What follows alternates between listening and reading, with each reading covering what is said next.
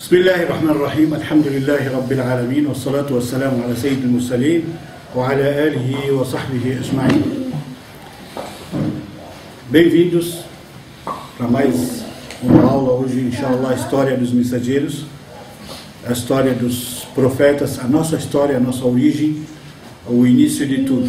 Bem-vindos os que estão aqui e bem-vindos os que estão na internet assistindo a gente. Sempre bem-vindos, sempre estão acompanhando, alhamdulillah.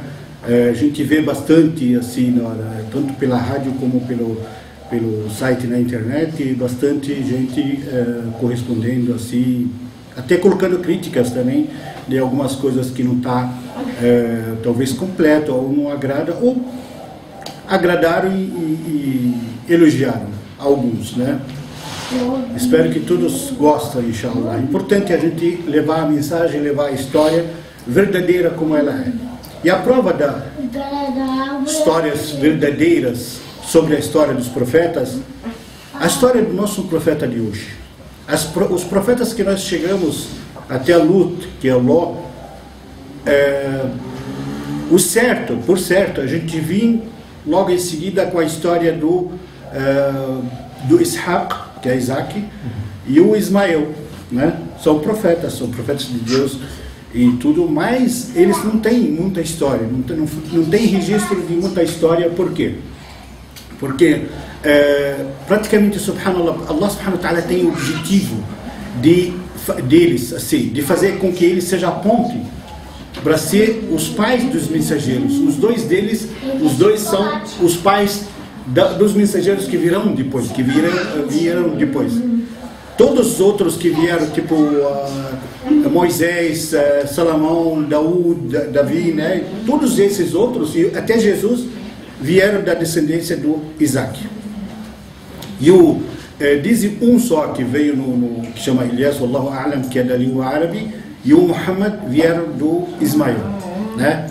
Então, quer dizer, os dois filhos do Abraão, que é também chamado o pai dos profetas, o Abraão, os dois filhos dele serviram como fonte. Eles tinham, lógico, privilégios, eles tinham fidelidade com Allah subhanahu wa ta'ala, eles eram profetas fiéis, né?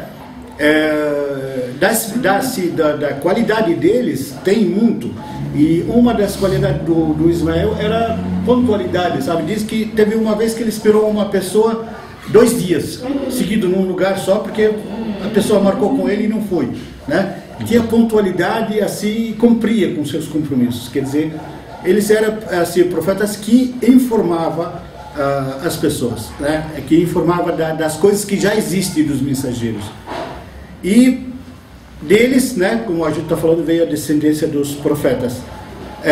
Logo depois deles, né, da descendência do Isaac, né, já veio outro também profeta que não teve também muito, teve algumas coisas, alguns fatos, criou geração, criou cidades, que é o Jacó, que é o Jacob, né? Um dos apelidos dele, uma das coisas que a gente estava falando agora há pouco sobre o povo judeu, um dos apelidos dele chama Israel. Por isso que eles deram o nome de Israel para o país. É apelido dele, né? A origem. Por quê? Porque os judeus geralmente são a família dele. A gente vai saber exatamente a família dele como é, e a quantidade dela, como fundou e como foi para aquela terra exatamente na época do Moisés. Quando a gente chegar na época do Moisés. Por enquanto a gente ainda não tem. Da descendência dos filhos desse profeta, que é o Jacó, né?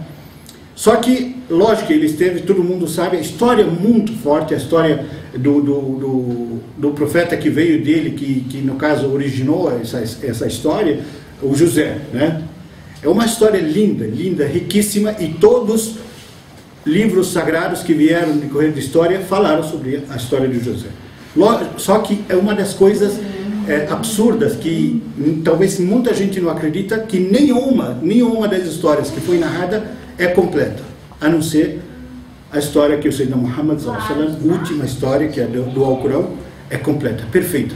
Tudo tem os detalhes, como ele viveu, o que ele viveu, e a gente vai viver com ela agora, e inshallah, talvez na próxima aula e na próxima palestra, inshallah, vamos falar dela. Por quê? Primeiro vamos falar por que foi revelada essa sura, que é o capítulo do Alcorão, que é a sura de José, para o Muhammad. Tem vários motivos e o mais forte motivo dela é bom entender esses detalhes, justamente por causa do chocolate depois, viu? Entender os detalhes, esses detalhes que a gente vai perguntar deles, né? Por que foi revelado esse capítulo, essa sura, para o Muhammad sallallahu alaihi wasallam? Vamos todo mundo falar sallallahu alaihi wasallam, para animar nossos ambientes, inshallah. Ele foi revelado porque foi no ano da tristeza que o Muhammad vivia. Era um ano muito sofrido, muito triste que ele vivia. Por quê? Foi o ano que o povo dele, o povo de Quraysh, expulsou ele da cidade e fizeram um boicote. Como hoje faz os Estados Unidos boicote nos países, quem eles quiserem, eles fizeram boicote que ninguém pode comprar deles, dos muçulmanos. Afastaram eles num lugar assim, na montanha perto de Meca. Ninguém pode comprar e ninguém embarca totalmente. Eles passaram fome por um ano, 2 anos, acho que 3 anos, que ficaram, né? E sofreram muito. Fizeram o pacto, esse pacto entre eles, os Quraishitas, fizeram esse pacto e escreveram. E todos os líderes dos tribos do Quraysh assinaram aquele tratado. E colocaram dentro da Kaaba, dentro da pedra sagrada de Kaaba, né? Quando foi aquilo lá, foi uma história linda que foi depois desse tempo todo, e eles sofreram, estavam passando fome. Alguns dos líderes do Quraysh tinha filhos, tinha pessoas deles lá junto com os muçulmanos. Ele se revoltou e ele queria acabar com esse tratado.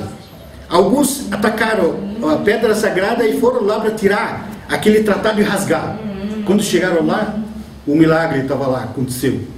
Uma baratinha pequenininha, um bicho pequenininho comeu o tratado todinho, sozinho, não precisava nem destruir.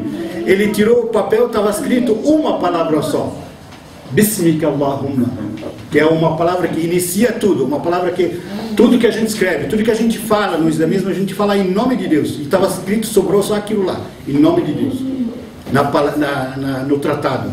Uma barata acabou com o tratado deles. Enfim, nesse ano, último ano deles, último ano da tristeza, que viveu muito, muito triste, o Muhammad sallallahu alaihi wasallam. Por que foi chamado o ano de tristeza? Porque o homem que protegia ele e a mulher que financiou ele, que é a Khadija, a esposa dele, né? Naquele ano morreram. O Abu Talib morreu. Num dia, 3 dias depois, a esposa morreu. Por isso que foi chamado o ano de tristeza. Muito, muito triste. E eles já estavam passando por aquela situação. Sofreram muito, principalmente o profeta. Morreram as 2 pessoas que ele mais amava. O Abu Talib não era muçulmano, mas ele não se converteu ao islamismo para continuar protegendo ele. Porque se ele virar muçulmano, os Quraishitas não vão respeitar ele mais. Ele continua daquele jeito só para proteger ele. E morreu. E logo em seguida, 3 dias, a pessoa que ele mais amou na terra, a Khadija, a gente vai fazer uma aula, inshallah, sobre ela. E eu sempre falo, quando a gente fala sobre a Khadija, a gente fala da história de amor mais linda e mais completa, mais perfeita que existe no mundo. Não existe Romeu e Julieta, não existe Abla ou Antar, não existe nenhuma história bonita igual a história de Sayyidina Muhammad sallallahu alaihi wasallam com Khadija. Tanto é que quando ele vem para Meca, a gente até se emocionou uma vez que entramos em Meca e uma mulher sudanesa estava contando a história para a gente. Sabe? A gente sabe a história, mas ela contou assim, todo mundo chorou. A gente estava de frente ao cemitério. Lembra, a gente falou para ir lá visitar, eu estava lá também, estava lembrando daquele dia que eu chamei até vocês. De frente ao cemitério que ela foi enterrada, e justamente naquele lugar que eles ficaram isolados, né? Tirados do coisa.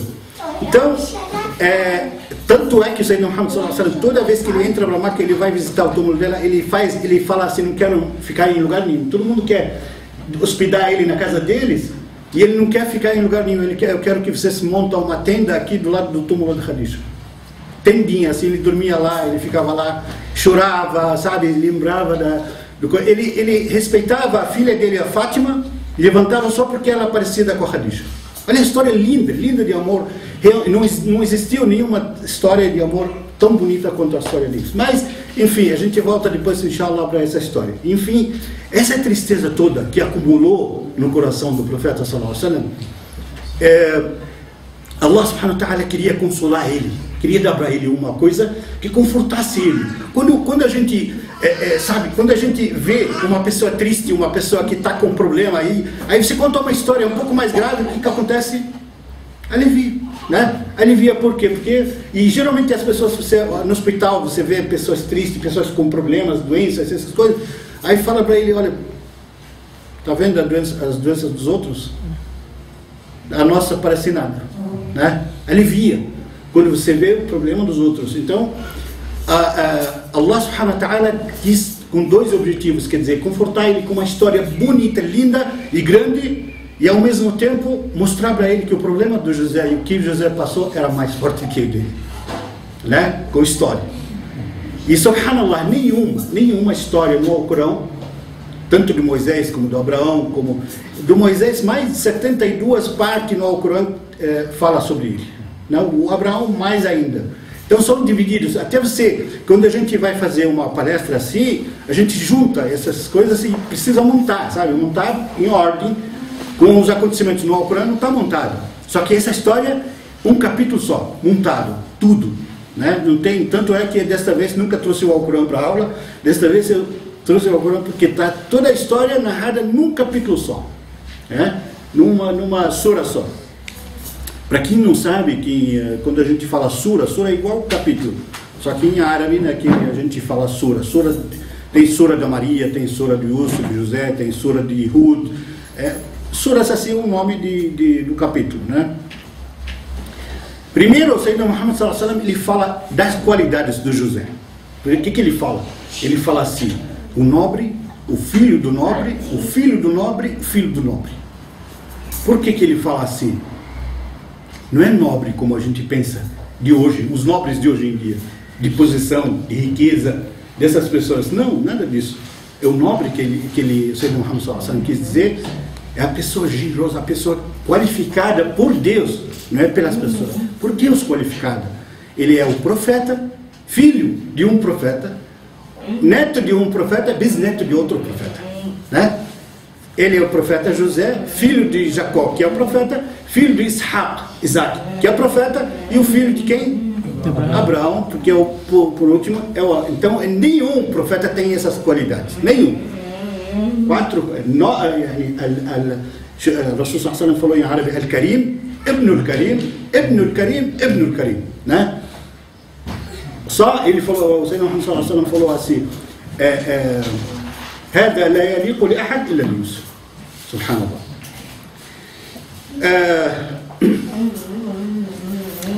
Então, a gente sabe, já deu para entender por que Rabbuna subhanahu wa ta'ala, Deus, revelou esse capítulo do Sayyidina Muhammad sallallahu alaihi wasallam. Quem sabe por quê? Para aliviar. Para cortar a dor dele. Aliviar a tristeza. Nesse momento de tristeza. Isso. Quero aliviar a tristeza de vocês, assim, animar um pouco, assim, para falar um pouco do...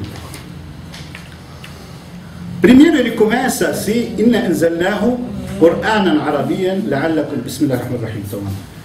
Alif Lam Ra, tilka ayatul kitabil mubin.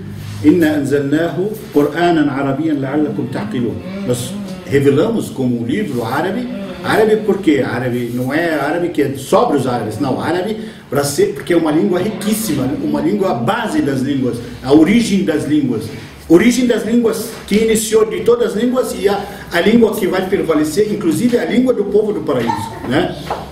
Inna anzalnahu Qur'anan Arabiyan la'allakum, quer dizer, para entender, la'allakum ta'qilun, que ninguém em tempo nenhum vai poder mudar uma letra do Alcorão, porque está em árabe. Se mudar como que chama em português? Um vogal. Se mudar um só, dá para entender rapidinho. Ninguém consegue falsificar nada. Então sempre em árabe está mantido, mas ele foi revelado para todo o universo, para todas as pessoas e para todas as línguas. نحن نقص عليك أحسن القصص بما أوحينا إليك هذا القرآن وإن كنت من قبله لمن الغافلين.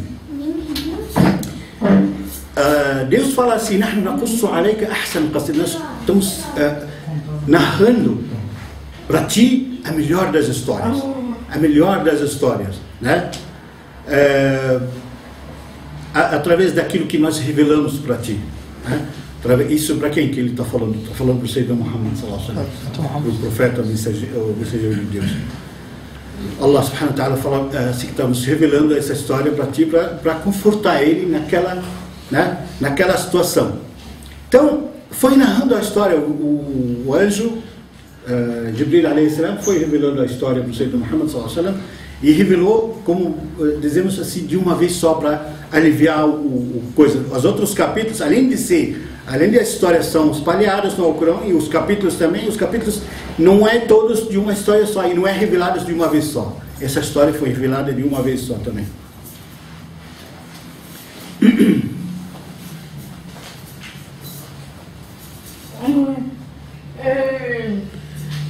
Todo mundo sabe que o Jacó tem 12 filhos, tinha 12 filhos, né? Só que esses dois últimos filhos era de uma mãe só, né? Os últimos, Benjamim, que é Benjamim, e o José, de uma mãe, a última, só que ela faleceu. Ele pegou um amor, acho que por serem órfãos, pegou um amor fantástico para aqueles dois menores, né? Os menores dos filhos dele. E outros 6 de uma mãe e outros 4 de outra mãe, né? As outras mães estavam vivas, mas a mãe do José e do Benjamim morreu, né? E ele começou a pegar cada vez mais amor neles, cada vez eles foram crescendo assim, cada vez mais. Ele diz que, ele saía para brincar um pouco, ele não suportava ele ficar. Única falha, lógico, não é erro, a gente não pode falar do profeta, mas diz que você pode amar, né, na religião, pode amar um filho mais do que os outros, mas contanto que você não revela isso para os outros, não deixa isso ser transparente para os outros. Então, pode mostrar, pode sentir, porque o coração não é, ninguém controla. Você tem amor por uma pessoa mais do que a outra, isso aí ninguém controla, isso é incontrolável. Agora, você tem que ter a capacidade de não revelar, mas ele tinha medo, e dizem, por ser profeta, ele sabia que aquele filho, principalmente o José, não vai viver no meio dele, junto com ele, por muito tempo. Ele sabia que vai acontecer alguma coisa, por ser profeta. Então isso fazia com que o amor dele aumentava mais, queria proteger cada vez mais, né? Então tanto é que quando José ou o Benjamim ia brincar, ele não suportava ficar muito longe, rapidinho ele falava, tragam eles até mim. Isso foi criando cada vez mais, sem querer, ele transmitiu esse sentimento assim, expresso assim para os filhos. Os filhos, os mais velhos, começaram a pegar ódio, começaram a pegar raiva dos mais novos, né? Por que o pai gosta deles mais do que a gente? Qual o problema? Por que a gente sempre é assim?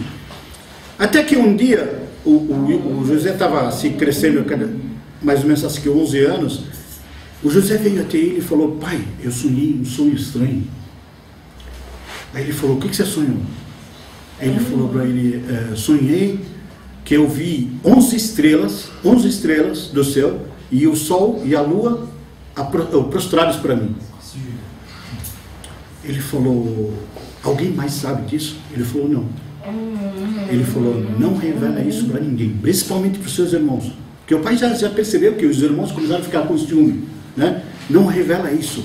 Eles podem, ele falou aqui do Lacacaída, quer dizer, eles podem te prejudicar, podem te, né, machucar por causa disso. Eles já têm ciúme, imagina saber disso, fica pior. Então, cuidado, não deixa ninguém saber, né? Deixa isso segredo. Isso, Allah subhanahu wa ta'ala vai te dar o conhecimento no futuro igualzinho aos seus avós. O pai dele falou, igualzinho aos seus avós, herdeiro do povo, né? Dos profetas. Enfim, deixou calado.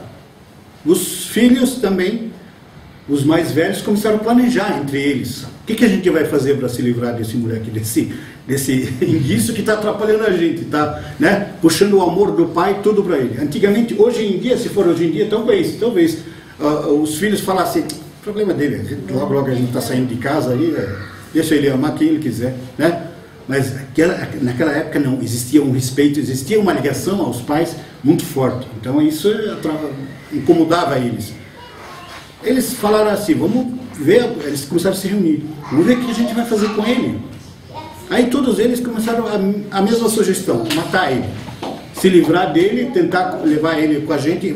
O pai não confiava que eles fossem com ele no mato, assim, porque eles iam brincar, iam levar as ovelhas, essas coisas, e brincava. Ele não confiava que ele fosse com eles.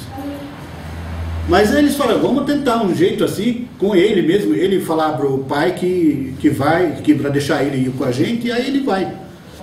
Enfim, eles começaram a planejar. O mais velho deles, ele tinha um sentimento, porque sempre, também naquelas épocas, o mais velho, ele tem um sentimento de responsabilidade, de carinho, como se fosse o pai, para proteger os outros. O mais velho falou, não é boa opção. Matar irmão é um azar eterno, uma maldição. Isso em todas as religiões se sabe. Quando se um cara matar o irmão, é uma maldição eternamente. Não, vamos fazer o seguinte, vamos levar ele lá no meio do deserto, onde tem um caminho de caravanas de comércio, que passa por lá. Quem sabe alguém pega ele e a gente joga no poço lá, eles vão abastecer a água deles no caminho, eles vão ver ele. Quem sabe alguém leva ele e ninguém vai saber de onde ele é. Ele tinha 12 anos, já nessa época, já tinha 12 anos quando eles começaram a planejar isso. Aí eles toparam, né? Melhor do que matar e assumir a responsabilidade. Foram lá para o pai, não quis, nem pau. Não, liberar ele. Deixa ele com a gente vai fazer ele se divertir, a gente vai fazer ele brincar, a gente vai fazer ele, sabe, quando eles brincavam, faziam essas farras, eles comiam e, né, se divertia muito. Deixa ele com a gente. Ele falou, quer dizer, temo que os lobos do deserto comem ele enquanto vocês brincam. Aí eles falaram assim, pai, isso é uma ofensa. Como vamos deixar ele ser devorado por um lobo, por um bicho assim? Somos osba. Osba significa união, geralmente 10 para cima, 10 pessoas para cima chama osba. União forte, muito forte, né? Osba 10 pessoas, somos osba, 10 irmãos. Possível alguém chegar perto dele, o bicho chegar perto dele, a gente vai deixar? Como? O senhor não confia na gente, não sei o quê? Ficaram e ele mesmo assim com o coração partido, sabendo que vai acontecer alguma coisa com ele, deixou, né? E eles foram. Ele também começou a falar para o pai, ele quer brincar, ele não sabia o que estava acontecendo. Levaram ele, conseguiram assim, convencer o pai e levaram. No caminho, alguns sábios dizem que eles começaram a ofender e xingar ele no caminho, e bater nele até. Que é filho de não sei o que não sei o que, e só atrapalhou a nossa vida, só isso, aquilo. Alguns sábios, não todos.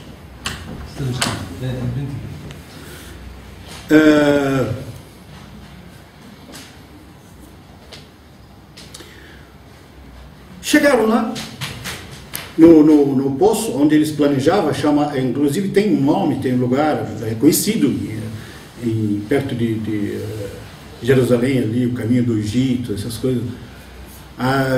Foram até o poço lá e planejaram, aí jogaram ele no poço. Eles pensaram que se ele sobreviver, sorte dele, né? Depende da sorte dele, ele e a sorte. Se ele sobreviver, alguém pega ele. Se ele não sobreviver, problema dele. A gente fez uma parte, pelo menos amenizou, para não matar ele. Só que quando ele estava descendo, ele segurou numa pedra, né? E conseguiu ficar seguro fora da água, acima da água. Então não foi atingido com a água. E sorte dele, logo em seguida, passou uma caravana, né? Chama Sayara, né? Sayara significa caravana de comércio que passa. Aí eles mandaram o funcionário deles, que faz o aridão, né? Mandaram o funcionário que abastece água, colocou o balde dele lá com a corda. De repente ele sentiu que está pesada demais a corda. O que está acontecendo? Né? Isso não é água, isso não é peso de água. O menino tinha 12 anos, pesado, não é? Aí ele puxou com a água já. Só que ele viu uma coisa que jamais ele imaginou ver. Ou eles também, todos os... Ele falou, se assustou tanto com a beleza dele, disse que a beleza dele era incomparável, não tem comparação. O profeta sallallahu alaihi wasallam disse que quando ele viu ele no céu, no Isra, quando ele subiu no Isra o Maraj, o profeta falou, ele jurou, ele se encantou, o profeta, assim, de tanta beleza que ele viu, ele disse que se ele traduzisse aquilo lá, o profeta traduziu que Allah subhanahu wa ta'ala deu metade da beleza para o resto da humanidade e para todas as criaturas e outra metade para o José. Não tem igual. Tanto é que ele fala que o povo do paraíso, nós, inshallah, se Deus quiser, se a gente atingir o paraíso, quando a gente chegar no paraíso, vamos ter várias qualidades. Vamos ter a altura do Adão, que é 60 metros, vamos ter a educação, a fé do Abraão, a educação do Muhammad e a beleza do Yusuf, de José. Todos nós, inshallah, se Deus quiser que a gente entre todos nós no paraíso, inshallah. Voltando, ele se encantou, aquele cara que foi pegar água, se encantou tanto, se assustou. Que beleza é essa? Nunca viu igual. Isso não é gente, isso não é normal, não é pessoa, e ainda 12 anos. Aí ele correu e começou assim, não sabia nem falar direito, ele falou, e a Bushra. Quer dizer, a Bushra, pra gente que entende árabe, significa boas novas, né? Mas se ele falar Bashir, quer dizer, leva boas novas para as pessoas, só que ele falou Yabushra, quer dizer, ele estava dando notícia para as boas novas, não é para as pessoas. Ele estava falando sozinho, estava longe das pessoas. Ele estava dando notícia para as boas novas, quer dizer, para nada, para ninguém, estava encantado. E levou até naquela época existia muito comércio de escravos, né? Você pega alguém assim perdido, mesmo que não seja todo mundo acostumado naquela época a falar que é um negro, não, qualquer um está perdido, não tem família, não tem origem, escravo, eles comercializavam, vendiam. E esse pessoal, eles acharam que vão, principalmente esse rapaz que achou, que vão vender ele por uma fortuna, né? Porque um menino beleza desse daí, bonito assim, geralmente os ricos, os nobres no Egito, eles compram ele para ter ele como filho, não para escravo, para ter ele como filho. Aí ele escondeu, né? Na hora colocaram nos camelos e esconderam ele para ninguém ver no caminho, porque vai que seja um escravo que fugiu. Eles temiam isso, vai que seja um escravo que fugiu. Então eles descobriram ele e foram até o Egito escondido assim na calada, para não falar para ninguém. Chegaram lá e já colocaram rapidinho no comércio lá para vender, né? Onde vende escravos. Sorte que quem chegou lá é o Al-Aziz. Al-Aziz era dado o apelido do ministro da economia. Qualquer ministro da economia é chamado Al-Aziz. Al-Aziz que é o glorioso, né? Aí esse ministro estava procurando um escravo para colocar na casa dele, para servir a mulher dele. Achou lá, pegou, eles venderam rapidinho, por um preço rapidinho que eles falaram. Eles não sabiam, tanto no Corão fala assim,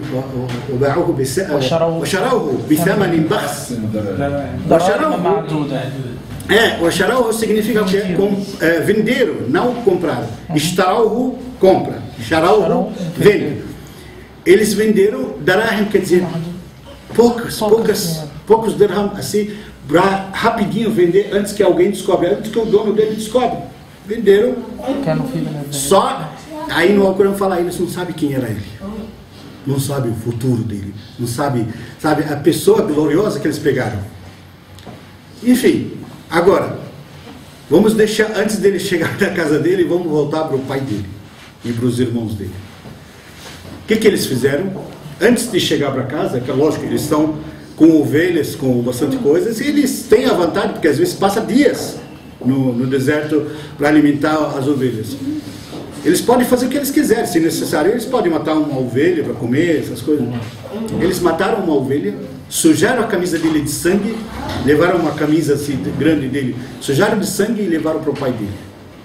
Chegaram para o pai dele chorando e desculpe, nos perdoa. E ainda por cima, o primeiro testemunho deles, eles falaram assim: o senhor não vai acreditar na gente, mesmo que a gente estiver falando a verdade, mesmo que a gente estiver falando a verdade. Quer dizer, eles já de cara já mentiram, de cara já mostraram que não estão falando a verdade. Ele percebeu, ele é profeta. Ele percebeu que eles já estão mentindo. Percebeu que, dos olhos dele, que quando saíram já planejando alguma coisa. Aí ele falou para eles assim, fazer o quê? Quer dizer, as suas vontades, seus caprichos preparou alguma coisa ruim. Que Deus me ajude para aguentar isso, para suportar isso, né? Aí ele olhou a camisa que eles mostraram e ele chorando, ele falou: que lobo misericordioso esse, que comeu o meu filho sem cortar nenhum pedacinho da camisa dele, né? Sem rasgar, não estava rasgada a camisa dele. Como é que ele devorou ele sem rasgar a camisa, né? Ele falou: que lobo misericordioso esse, que não cortou nem um pouco a camisa do meu filho, né? Enfim, ele falou, Allah al-Musta'an, e dizem que ele ficou por anos, enquanto o José estava longe, por anos chorava dia e noite por causa dele. E começou também praticamente se consolar com o outro Benjamim, né? Se consolar com ele, porque como se fosse o José por lá, né? Até que... O cego também, né? Hã? O cego. Não, nessa época ainda não tinha ficado cego.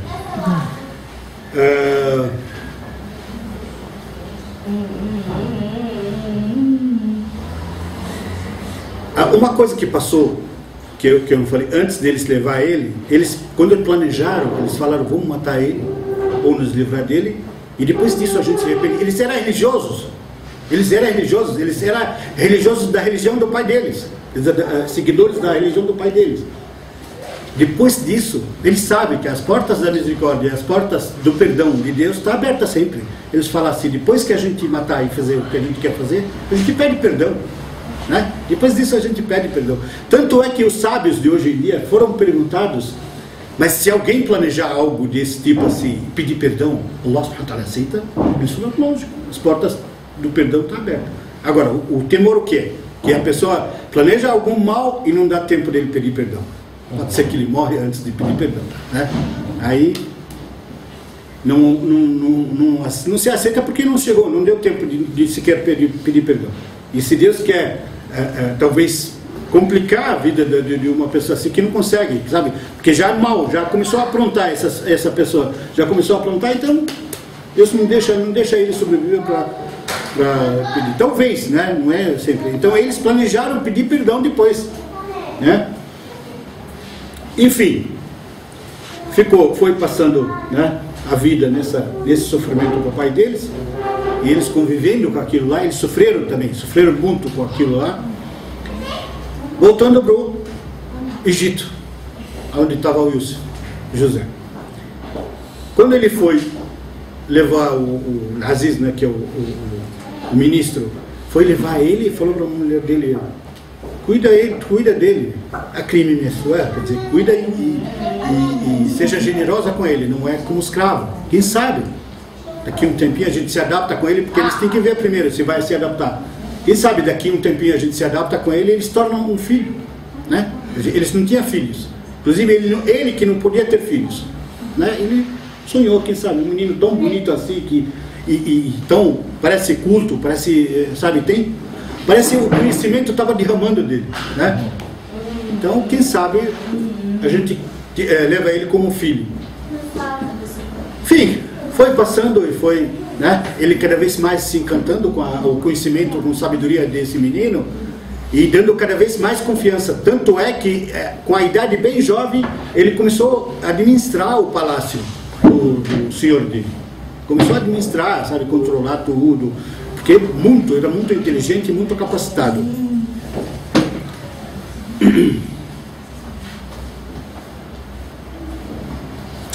Isso foi um dos sinais que, quando ele estava no poço, na hora que ele desceu, o anjo Gabriel sussurrou no ouvido dele e falou para ele: se acalme, tranquilize, não vai acontecer nada com você, já você vai, né, ter faraj, quer dizer, vai vir a salvação e você vai ficar tranquilo, esquenta a cabeça, calma. E um dia, ele falou para ele ainda: um dia você vai falar para eles o que eles fizeram com você. Um dia você vai falar para eles isso, para os seus irmãos. Enfim, passou o tempo, né? Foi crescendo na casa desse homem. A mulher dele é linda, linda também, era beleza incomparável. E esse convívio, cada vez esse menino ficando mais bonito, cada vez ficando mais, né, crescido, ela começou a crescer os olhos em cima dele, né? Começou a ver nele outras coisas, já que o marido dela era conhecido, não tinha filhos, não tinha, tinha alguns problemas, né? Aí ela começou aos poucos, né, tocar, chegar perto, não sei o quê, até que um dia ela planejou algo mais forte. Preparou um lugar, um ambiente, tinha até parente dela no palácio, parece uma parente assim que havia ganhado um primo, né? Ganhado um filho e ela não podia sustentar e estava vivendo com ela no palácio. Ela falou, cuidado, você está facilitando muito, tá? Não sei o quê. Ela falou, mas não dá mais. Eu já aspirei, já... Nessa idade, nesse tempo, ele já tinha 17 anos. Aí não dá mais para aguentar. Preparou um lugar, uma sala grande, e dizem que a sala tem várias portas, é palácio, né? Cheio. Cada porta daqueles praticamente de concreto. Ela chamou ele para lá e fechou todas as portas. Não tem mais escapatória. Quando ela fechou as portas, ele percebeu, ele já estava percebendo. E ela realmente encanta também, não era também de se jogar fora. Aí ela, não que se encantou com ela, mas, né, temia, fazia tudo. Ele temia em primeiro lugar a Deus, não temia só o dono do palácio ou a lei, essas coisas. Temia em primeiro lugar a Deus. Aí ela falou, Hector, quer dizer, estou preparada para você. Estou preparado totalmente para você. Se enfeitou muito, muito bem, né? E geralmente, né, nessas épocas, a mulher, quando se enfeita bem e bastante, até os religiosos, se não religiosos, se enfeita para o marido. Quando é casado, se enfeita para o marido. É difícil, ou se tiver alguma festa, alguma coisa. Agora, se é difícil dentro de casa se enfeitar para outra pessoa que não seja para o marido. Aí, quando ela falou assim, estou preparada para você e ia atacar ele falou, Ma'azallah, temo a Deus, como vou trair? Ele falou, Innahu Rabbi ahsana mathwaya. Quer dizer, Rabbi, o que ele quis dizer não é o Allah, ele quis dizer, é meu senhor, quer dizer, meu senhor, o dono da casa. Ahsana mathwaya. Ele me tratou tão bem, me colocou confiança, tudo dentro da casa dele, eu vou trair a confiança dele. Isso é pior ainda, e ainda por cima é o maior pecado. Não pode, não sei o que, ele fugia dela, ela atacando, né? Ela falou, não tem escapa, você não me escapa, hoje não me escapa, tem que te pegar agora. Ela pegou pela roupa dele, ele tentando fugir, de repente abriu-se as portas. Uma porta, né? Com chave e tudo, era a pessoa de dentro, e entrou o marido dela. Ele viu aquela cena, ela agarrando ele, né? E ele tentando fugir. Aí ela falou, na hora, ela falou, mas, quer dizer, qual o castigo de uma pessoa que ataca a sua família? Só que naquela época, o castigo, quando se aplica castigo de traição desse tipo assim, é matar, né? É matar a pessoa. Ela, para vocês verem como é que ela tinha, sabe, aquele capricho, aquele desejo que era demais pro José, ela tinha esse desejo incontrolável. Tanto é que ela rapidinho, quando ela falou qual o castigo, ela mesma falou do castigo. Ela mesma falou assim, Illa an yusjan wa yu'adhab, quer dizer, a não ser preso e ser castigado.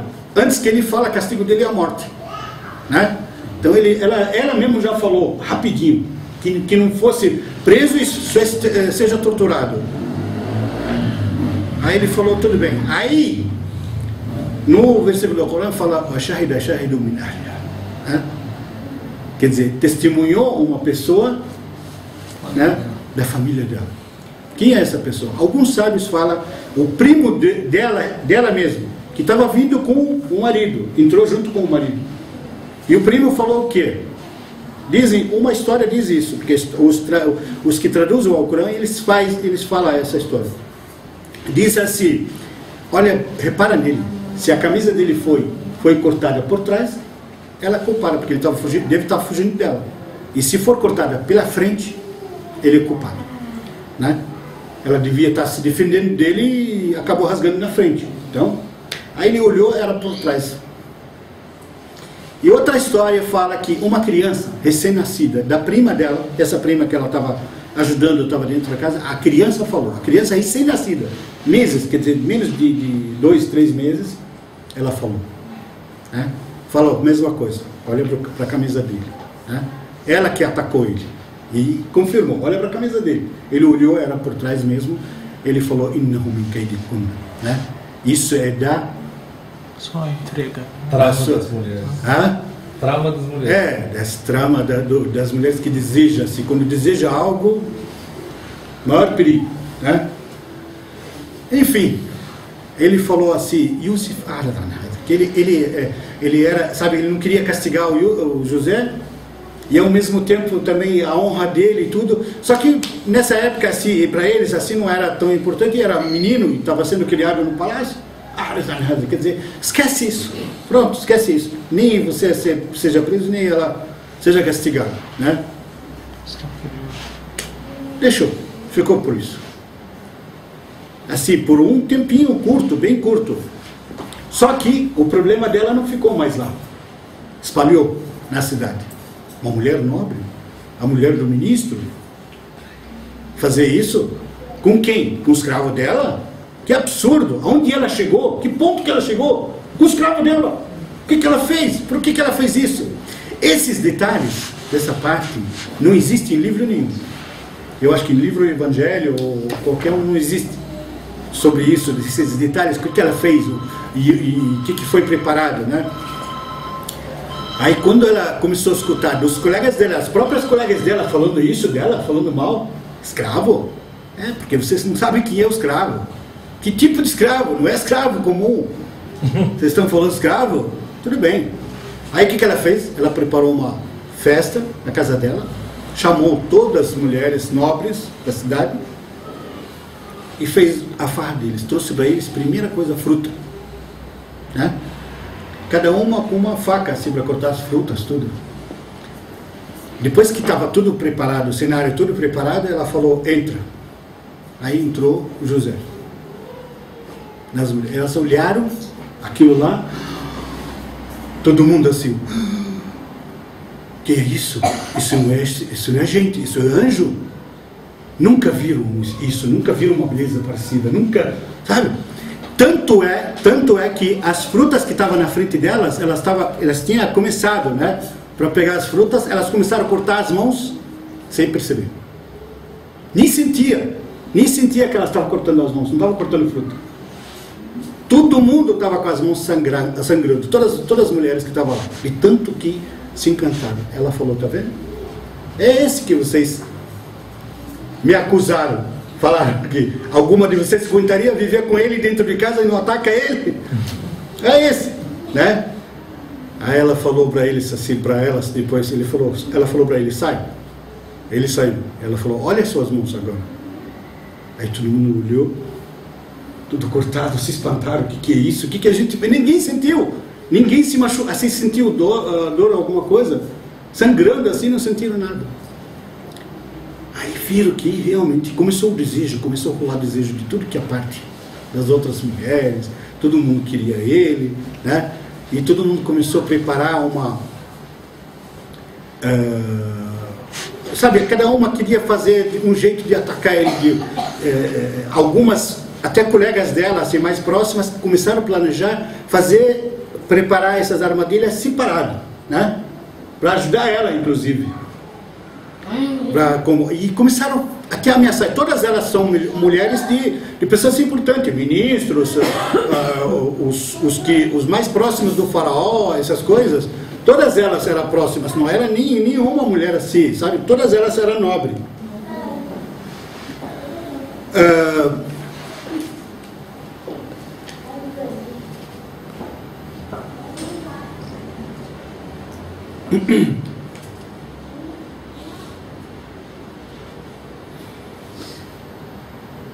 Esse plano deles para funcionar, eles fizeram escolha, para ele escolha.